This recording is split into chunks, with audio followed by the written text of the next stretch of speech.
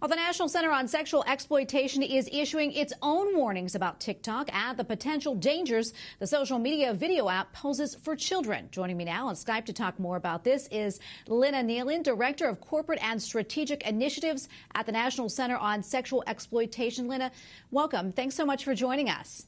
Thanks for having me.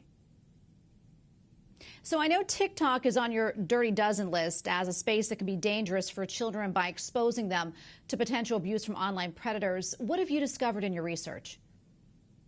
Exactly like you said, we find that TikTok was a predator's hunting ground. Pedophiles were able to watch videos of minors, comment on them, and direct message them, often sending pornographic material and enticing them to send sexually explicit photos, thereby making them prime for grooming and even potentially sex trafficking. So we put TikTok on our dirty dozen list, which calls out mainstream entities that are facilitating and profiting from sexual abuse and exploitation. Yeah, and this app is extremely popular with young people, and maybe even more so now, since many of them are spending a lot of their time on devices during the pandemic. What should parents be on the lookout for, and how can we protect our children?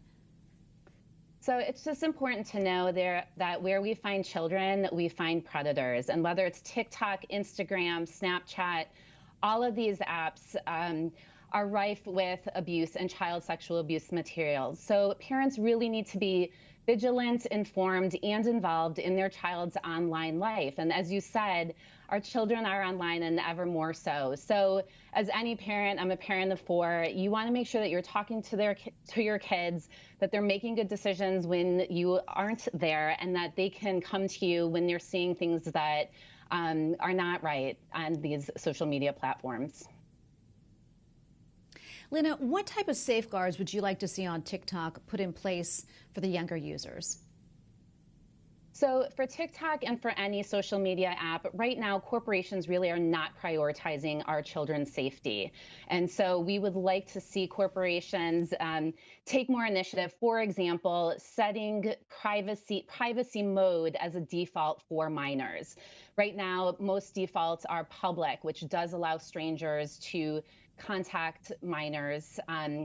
TikTok did, after our advocacy, instill something called family safety mode, which allows parents much more oversight into what's happening on their children's TikTok account. And so these kinds of safeguards are possible. And again, corporations aren't prioritizing it. So parents need to be vigilant, and the government needs to hold corporations accountable. And luckily, we do have a bipartisan bill that's before Congress called the Earn It Act, which does stop that broad immunity from liability that corporations have enjoyed. So again, there's a lot that can be done, but a lot more needs to be done.